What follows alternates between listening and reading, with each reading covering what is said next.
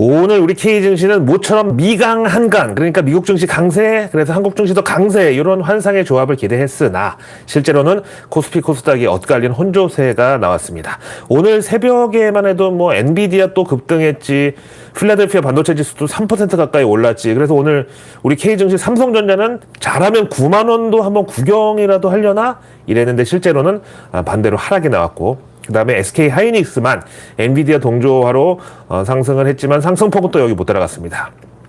이거 어제 내일 뉴스에서 미리 얘기했잖아. 삼성전자 주식 수요는 안정적이면서도 그 어떤 자산이 좀 있는 분들이 많아서 금투세 이슈에 민감하다. 그리고 최근 또 서울 아파트값 상승세에 여기 또 수급을 빼앗길 우려가 있다. 이렇게 얘기했잖아요. 그래서 삼성전자 간밤에 프랑스에서 갤럭시 그 신제품 발표에 대한 반응이 상당히 뜨거웠다고 전해지는데, 특히 이 자리에 구글의 플랫폼 디바이스 총괄 부사장이 나와가지고 그 삼성전자 곱하기 구글 이 마크 등에다가 딱 대고서 삼성전자와 인공지능 디바이스 개발을 우리 구글이 함께하고 있다, 여기 설명하는 연사로 활약을 했던 게 또 화제가 됐습니다. 그러나 오늘 우리 K증시에서는 정작 삼성전자는 빼고 다른 관련주들, 즉 디스플레이부터 증강현실 이런 쪽이 오늘 수혜주로 덕을 봤습니다. 거기다 참 오늘 모처럼 급등 나온 LG 디스플레이가 돋보였는데, 최근에 우리 내일뉴스 외국계 리포트에서 LG 디스플레이 투자 의견 매수로 상향이 있었던 이 영향이었습니다. 자, 그럼에도 오늘 좀 아쉬운 점은 우리 K증시 외국인들이 오늘 저기 태평양 건너에서 풍겨온 유동성의 향기에 기분 좋게 취해버렸지만 정작 기관과 개인들은 뭐 벌써부터 숙취에 시달렸던 하루였다는 건데, 이게 무슨 소리냐면요, 간밤 미국 의회에 출석했던 제롬 파월 연준 의장이 곧 금리 인하를 시작할 이런 분위기를 딱 잡으면서 여기 월가 유동성 중독자들이 완전히 감동받아 버렸고, 이번에는 S&P 500 지수가 장중 사상 최고치를 또 찍었습니다. 이것도 월요일 한주 뉴스 미리 보기 시간에 미리 얘기했잖아. 제롬 파월이 이번에 자기네 연준이 과연 어떤 성과를 냈는지 그거를 막 강조하려면 당연히 인플레이션 우리가 잡았다고 이렇게 생색 정보통을 할 것이고, 그럼 자연스럽게 그 다음 순서로 금리 인하가 가까이 왔다, 이런 쪽으로 갈 거라고 미리 얘기했잖아요. 하여튼 제롬 파월 연준 의장은 연준의 물가 목표 2% 도달을 굳이 끝까지 기다릴 필요는 없고, 이미 인플레이션은 하향 추세를 잡았기 때문에 이러다가 인플레이션이 진짜 2% 밑으로 떨어지는 것은 우리가 바라는 게 아니다. 그러니까 이 소리는 당장 이달 말에 잡힌 7월 FMC는 말고 그 다음 FMC가 이제 9월이니까 그때 금리 인하에 들어갈 수 있다는 소리죠. 그래서 페드와치의 9월 금리 인하 확률은 전날만 해도 60%대였는데 순식간에 73%까지 수직 상승이 나왔습니다. 거기다 오늘 밤 이제 CPI 발표 잡혀 있는데, 이 수치를 보기도 전에 이런 소리를 딱 했다는 거는 글쎄요, 이미 연준 의장의 어떤 지위로다가 그 CPI 결과를 미리 봤든가, 아니면 뭐 이번에 약간 올라간다고 한들 인플레이션은 이제 완전히 우리 손아귀에 있다는 어떤 자신감의 반영이라고 봐야 되겠죠. 자, 이 소리 딱 나오자마자 월가는 다시 한번 흥분의 도가니탕이 끓기 시작하면서 3대 지수 모두 1% 넘게 급등 나왔고, 달러 가치 또 떨어졌고, 우리 원달러 환율도 오늘 하락을 했습니다. 그래서 이제 7월 들어서 항상 다우가 오르면 나스닥이 빠지고, 나스닥이 반등하는 날은 다우가 빠지고 이랬는데, 이런 혼조세 행진을 제롬 파월의 말 한마디로 끝장내버린 거고, 3대 지수 동반 강세가 다시 복귀를 했다는 거죠. 그러면서 보면은 이제 미국 빅테크들 중에서 엔비디아가 2.7%로 제일 많이 올랐고, 다음 애플, 마이크로소프트 다 1% 넘게 상승 나왔습니다. 여기다가 테슬라도 오늘 추가 상승하면서 벌써 한 10거래일 연속 상승인가, 하여튼 이런 상승 랠리를 이어나갔습니다. 아니 이러니 오늘 우리 K증시가 오르지 않고 배길 수가 있겠냐라고 생각을 했는데, 코스닥은 최근 들어서 이제 조금 달린 그런 피로감인지 뭐 이렇게 근데 피로를 많이 느끼는지, 만성 피로도 아니고 진짜, 아니 뭐 미국에 비하면 피로할 것도 없는데 뭐 이렇게 저질 체력이야. 자, 그 다음에 어제 내일뉴스에서 미리 전해드렸던 윤활유 업계의 에르메스 WD40 실적은 또 예상을 뛰어넘으면서 아까 애프터마켓에서 12% 넘는 급등이 나왔습니다. 자, 이렇게 월가는 그야말로 이제 흥분의 도가니탕을 맛보는 동안 워싱턴에서는 또 지금 바이든 관련 노이즈가 막 터져 나왔는데, 이번에는 또 심상치 않은 게 미국 민주당에서 거의 시어머니급의 지위를 가진 낸시 펠로시 하원 의장이 나섰습니다. 사실은 그 2주 전 대선 후보 토론회에서 바이든이 트럼프한테 완전히 발리고 나서 그때 민주당 내부에서 대선 후보 교체에 대한 지적이 막 올라올 때, 그때 당시에 이 낸시 펠로시는 뭐 본인이 바이든보다 3살 더 누나라서 그랬는지 하여간 고령이라는 이유로 바이든을 공격하는 것은 적절치 않다. 이렇게 이제 바이든을 실드 쳤는데 오늘 갑자기 바이든이 대선 레이스를 완주하겠다는 그런 결정에 대해서 스스로 재검토가 필요해 보인다. 이런 발언을 해가지고 워싱턴과 백악관을 동시에 흔들었습니다. 거기다가 역시 지난번에는 조용히 말을 아꼈던 오바마 대통령 측에서도 지금 움직이고 있다는 후문인데 일명 오바마 브로스, 그러니까 오바마 최측근 3인방으로 불리는 오바마 대통령 당시 백악관 보좌관 3명이 있는데 이 사람들이 서서히 지금 바이든에 대해서 부정적인 목소리를 내고 있다는 이런 소식도 있는데, 근데 이게 자칫 잘못하면 전직 대통령이 현직 대통령 디스처럼 보일 수 있기 때문에 또 조심스럽고, 그다음에 이제 결코 바이든으로는 안 된다, 바이든으로는 이번 대선 승리 못한다, 이런 여론이 형성되면 자연스럽게 그 미셸 오바마 등판론이 힘을 받기 때문에 지금 이런 뭐 공작에 가까운 이런 이제 소문도 있는 건데, 또 이게 역정보일 수도 있단 말이에요. 그럼 이제 오바마에 대한 시각도, 아니 자기 부인 대통령 만들려고 현직 대통령을, 그것도 자기 같은 당 출신 민주당 대통령을 찍어내는 게 말이 되냐, 이런 식으로 또 부정적인 여론이 형성될 수도 있죠. 그래서 하여간 움직임이 있긴 있다는 건 맞는 것 같아요. 근데 앞에 말한 오바마 브로스가 지금 물밑에서 바이든 이렇게 드러낼 준비를 하고 있다는 거는 그 의심이 배가 되는 소식이 있는데, 바로 바이든 캠프에 지금 선거 자금이 거의 바닥나 버렸다는 건데요. 지난 TV 토론 이후 워싱턴 로비 그룹들의 고액 후원이 하나둘 끊기기 시작했고, 이제는 민주당원으로 이제 소액 정치자금 후원하는 분들도 바이든에서 등을 돌리고 있다는 거야. 거기다가 불과 3주 전까지만 해도 헐리우드 배우들이 총출동해가지고 바이든 후원의 밤에서 그 역대 가장 빠른 속도로 모금액을 다 채웠다고 막 난리였는데, 이번에 파이낸셜 타임스 보도에 따르면은 헐리우드 쪽에서도 바이든이 이번 대선을 포기하지 않을 경우에 후원을 끊을 수 있다, 이런 보도가 지금 나오고 있어요. 이게 사실상 오바마 브로스의 어떤 물밑 작업 내지는 공사 치는 이런 거에 따른 변화가 아닌가, 저는 이런 합리적인 의심을 갖게 됩니다. 그럼에도 현재 민주당에서는 원로들이나 아니면 전통적 민주당 그 지지층들 중심으로, 야, 아무리 그래도 그렇지 부부가 번갈아 가면서 대통령 해먹는 게 이게 말이 되냐. 그럼 만약에 이번에 미셸 오바마가 대통령 되면 그 남편 오바마가 또 권력을 잡는 거나 마찬가지 아니냐, 이런 부정적인 기류도 있고, 또 거기다가 지난 그 미셸 오바마의 성 정체성과 관련된 그런 소문도 지금 상당히 민감한데, 미국 현지 SNS에서는 마이클이 드디어 본색을 드러냈다, 뭐 이런 소리가 막 터져 나옵니다. 여기서 마이클은 미셸 오바마의 그 미셸을 남자 이름으로 부르는 일종의 그 밈인데, 또 그 미셸 오바마 남동생은 또 트랜스젠더고, 이 미셸 오바마는 또 대학 때 동성애자였다는 또 소문이 있어가지고 그 집안 자체가 성 정체성이 좀 모호하다. 그래서 이제 미셸 오바마를 마이클 성님으로 부르는 사람들도 있는 것 같습니다. 하여튼 지금 이런 상황에서 트럼프는 뭐 어떻게 봐도 어부지리가 기대되는데, 공화당 내부에서도 현재 트럼프와 바이든의 경우는 어떤 비호감도가 누가 높냐, 이런 싸움이지만, 만약에 미셸 오바마가 나온다 그러면은 트럼프가 비호감 프레임에서 완전히 벗어나면서 과연 누가 더 준비된 미국 대통령 후보냐, 이런 쪽으로 검증의 기준이 넘어갈 경우 당연히 트럼프가 무조건 유리하다는 평가입니다. 근데 이 와중에 트럼프는 세계 최대 비트코인 행사에 참석해서, 그것도 행사 마지막 날 피날레 연설을 장식하는, 그것도 연설 시간 30분 동안 가질 예정이라는 발표가 나왔는데, 이 비트코인 컨퍼런스라는 행사는 코인 업계 세계 최대 규모 행사로 유명한데, 여기 트럼프가 사실상 차기 대통령 자격으로다가 초대를 수락한 것처럼 이렇게 지금 주최 측에서 홍보에 나서고 있습니다. 이건 단순히 비트코인 보유자 혹은 가상화폐에 좀 호의적인 젊은층 표심을 잡기 위한 선거운동 성격의 그런 연설 참여보다 그 이상의 의미가 있다고 봐요. 자, 한번 생각해 보세요.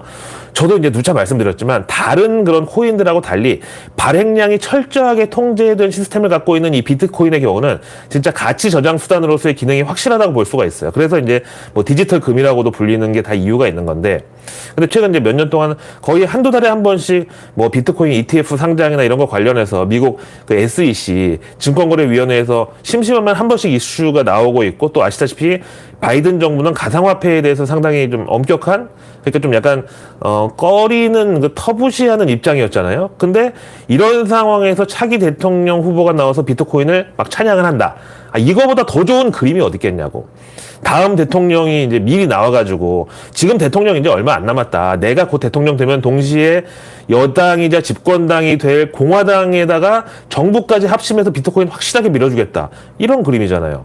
그리고 실제로 트럼프가 최근 유세에서 바이든 정권이 그 내내 암호화폐와의 전쟁을 벌여왔는데 내가 이걸 종식시키겠다 선언을 하기도 했죠. 그러면서 현재 워싱턴에 떠도는 루머가 또 하나 있는데, 트럼프가 이렇게 비트코인을 열심히 찬양하는 이유가 그 미국 뭐 텍사스나 아리조나 이런 사막 한복판에다가 전력을 왕창 땡겨서 대규모 비트코인 채굴 단지를 만들어 가지고 지금 아직 발굴 안 된 남은 비트코인을 전부 미국이 소유하는 식으로 이제 트럼프가 준비하고 있다는 이런 썰도 있어요. 이게 이제 미국 정부 부채가 워낙 많다 보니까 그 예전 근본위제처럼 가상화폐 본위제, 그것도 가장 가상화폐 중에서 가치가 높은 비트코인 본위제 성격으로 어떤 미국의 이 자산 가치를 올린다, 뭐 이런 생각이라는 거죠. 그 대신에 현직 대통령 바이든 입장에서 지금 얼마나 또 이게 부들부들할 이슈야. 앞에 헐리우드에서도 개무시당한 상황에서 이제는 코인 시장 가상화폐 업계에서까지 그냥 자기를 퇴물 취급을 해버린다? 그래서 아예 당신 이미 이제 다 됐으니까 다음 대통령하고 우린 얘기할 거예요. 그래서 아예 그냥 코인 업계로부터 본인의 네임덕이 시작된다? 이게 얼마나 열받는 일이겠어요. 근데 저는 또 여기서 좀 갸우뚱한 게, 아니 명색이 기축통화국인 그런 미국에서 달러 패권을 목숨처럼 지켜야 되는 보수 정당 공화당의 대선 후보 트럼프가 그 달러 패권에 도전하는 비트코인에 왜 이렇게 호의적인 건가? 거기다가 또 이번 행사가 7월 25일부터 7월 27일까지 이제 열리는데, 트럼프 연설이 마지막 날인 27일 토요일에 잡혀 있거든요. 근데 마침 그 주말 지나고 수요일에 바로 7월 31일이 또 연준 FOMC 회의가 잡혀 있어. 그래서 트럼프가 이번 행사를 통해서 과연 어떤 메시지를 낼 건가, 그리고 이 메시지가 연준으로 하여금 그 금리 인하를 좀 더 서두르게 막 푸시를 할 것인가, 이런 것들이 핵심이겠죠. 거기다가 미국 재무부도 지금 이번 행사를 막 예의주시하고 있는데, 이것도 역시 이제 카더라 통신에 따르면은 트럼프가 앞에 이제 채굴 단지도 말씀드렸지만 이 비트코인으로 미 국채 거래를 할 수 있게, 특히 이제 단기물, 뭐 6월물, 1년물, 하여튼 2년물 미만의 단기 국채를 비트코인 혹은 다른 코인으로 거래할 수 있는 시스템을 구축한다는 이런 썰도 있는데, 이렇게 되면은 확실히 미국 국가 부채에 대한 부담은 이제 디지털로 분산되면서 부담이 확 줄어드는 거죠. 러나 반갑습니다. 오늘 아침 열린 한국은행 금통위에서 금통위원 2명이 3개월 후 금리 인하 가능성을 언급했는데요. 그럼 이제 우리도 연준하고 페이스를 맞춰서 결국 올 연말까지 2번 금리 인하 시나리오가 서서히 마련되는구나라고 생각을 하는 순간, 오늘 또 다른 금통위원들은 금리 인하 예상만으로 외환시장, 주택가격, 가계의 부채에 미치는 영향을 더 점검하고 확인을 해봐야 된다, 이렇게 강조를 했습니다. 그러니까 이제 이 말인즉슨 금리를 내려서 시중의 유동성을 풀기도 전부터 미리 외환 시장에서는 원화 숏 공격, 그리고 부동산 시장에서는 또 그놈의 영끌, 그다음 가계 부채는 결국 또 B2 이런 걸로 변질될까봐 지금 한국은행이 미리부터 단속을 들어가려고 하는 거죠. 참 이러니 한국은행도 참 골치가 아플 것 같아. 아니 미국이랑 단순 비교만 해봐도 미국은 뭐 기축통화국이니까 일단 환율에 대한 부담이 없고, 그 다음에 거기는 일반 국민들 사이에서는 영끌 B2 이런 게 뭐 거의 없으니까 통화정책을 결정하기 전부터 뭐 부작용부터 계산하는 우리 한국은행하고는 입장이 완전히 다르죠. 자, 오늘 새벽 월가 분위기는 뭐 앞에 말씀드렸다시피 더할 나위 없었다, 이런 정도로 뭐 환상적이었는데, 그런 만큼 이제 본격적으로 월가 트레이더들이 여름 휴가를 떠나면서 과연 주식을 팔고 가는 게 좋을까, 아니면 지금 이대로 주식 비중 꽉 채운 채로 그냥 떠나도 괜찮을까, 본격적으로 이제 고민에 들어갈 시기입니다. 그래서 막상 연준이 9월 FOMC, 요게 이제 9월 18일이네.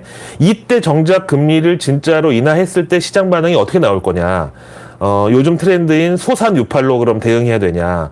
소산유팔이 뭐냐고요? 소문에 사서 뉴스에 팔라는 이 말이죠. 그러면서 또 바로 일각에서는 닷컴 버블에 대한 언급이 나와서, 야 이번에는 절대 고점에 물려서는 안 된다, 이런 자성의 목소리도 있는데, 우선 월가 대표 헤지펀드 중에 하나인 브릿지워터의 CIO, 즉 최고 투자 책임자 그렉 젠슨이 현재 AI에 대한 월가의 흥부는 지난 닷컴 버블의 비이성하고는 완전히 다르다. 그러면서 이유는 24년 전 닷컴 버블은 실적은 하나도 없는 상태에서 오로지 미래에 대한 기대감만으로 주가가 올랐지만, 현재 미국 증시 AI 관련주들의 경우는 이미 실적이 현실을 반영하고 있지 않냐고.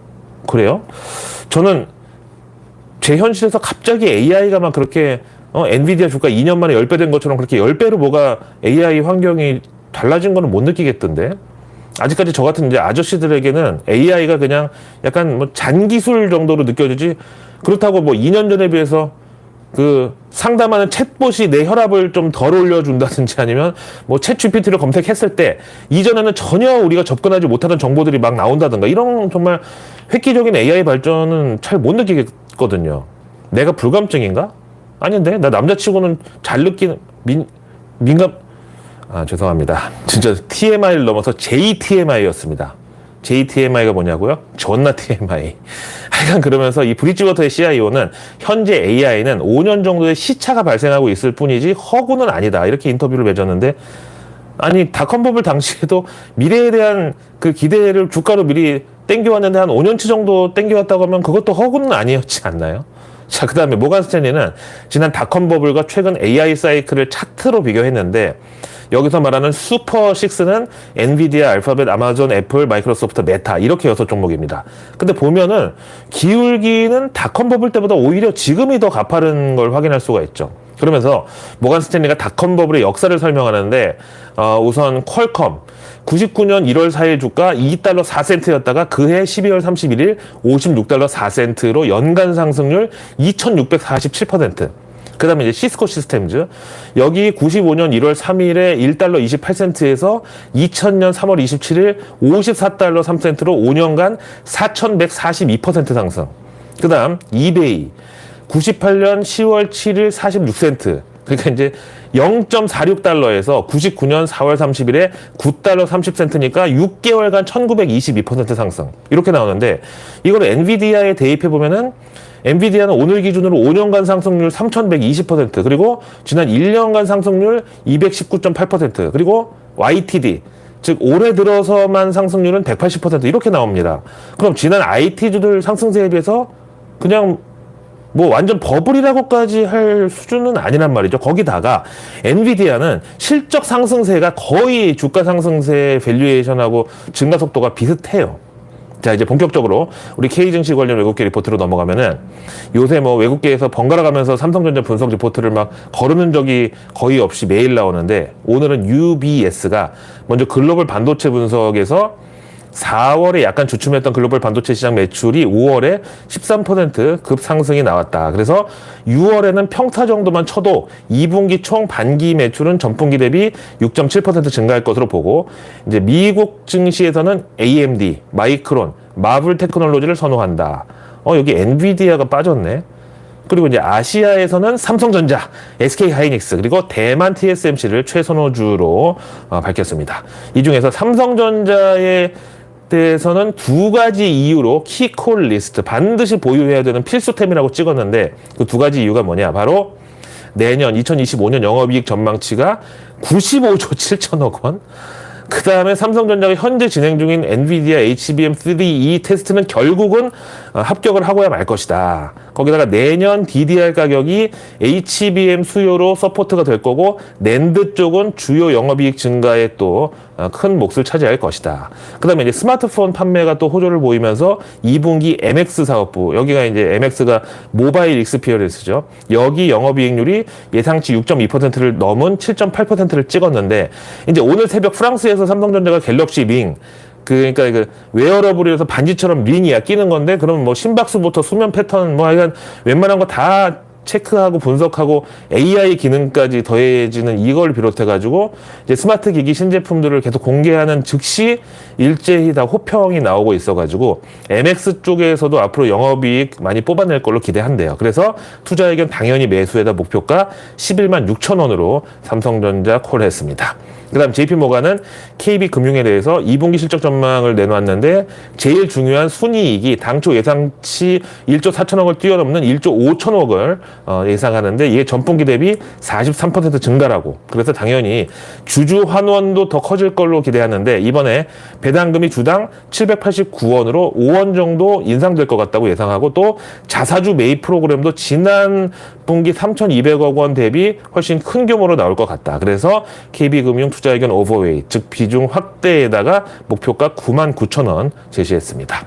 다음 CLSA 증권이 크래프톤에 대해서 8월 게임스컴에서 프로젝트 인조이를 성공적으로 런칭하는 게 당장은 제일 중요한 모멘텀이다. 그러면서 올해 2024년 주당 순이익 전망치를 12%, 내년 2025년의 경우는 9% 각각 인상을 한다. 그래서 크래프톤 목표가도 기존 34만 5천 원에서 이번에 37만 6천 원으로 올려치기 들어갔고, 투자 의견은 아웃퍼폼, 시장 수익률 상회로. 자, 다음 개별 종목들로 가보면은 골드만삭스가 일찌감치 정말 작년 여름부터 계속 그 아비어천가로 빨았었는데, 그러다가 중간에 회사명이 이제 수프로 바뀐 이 아프리카 TV를 목표가 기존 16만 원에서 이번에 17만 원으로 올리고, 투자 의견 당연히 매수로. 그리고 JP모간이 여기도 LG 디스플레이 이제 저가 매수 팀에 드디어 합류를 했네요. 투자 의견 기존 중립에서 이번에 비중 확대로 올리고, 목표가도 역시 16,000원으로 같이 상향을 했습니다. 그래서 내일 뉴스는 내일 보면 너무너무 늦습니다. 구독과 알림 설정, 그리고 주변에 소중한 분들께 이 내일 뉴스 미리 보기를 공유해 주세요. 그럼 제가 아직 나오지 않은 오늘 뉴스도 아닌 내일의 뉴스를 매일 저녁 여러분들 안방으로 직접 배달합니다.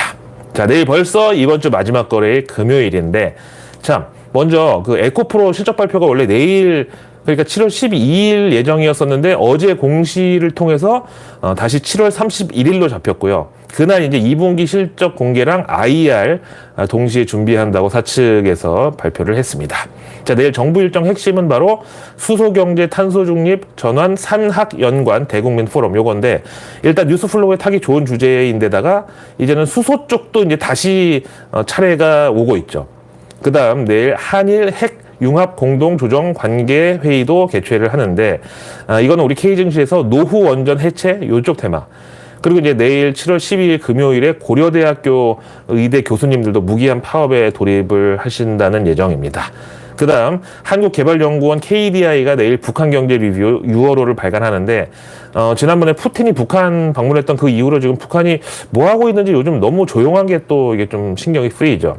그리고 자, 내일 금요일 증시 일정은 먼저 하이브 소속의 엔하이픈이 컴백하는 날이고, 다음 SK 하이닉스가 하반기 신입사원 채용 일정을 시작합니다. 그 다음에 MFM 코리아하고 덕산 테코피아가 현저한 시황 변동에 대한 조회 공시, 재공시 기한입니다.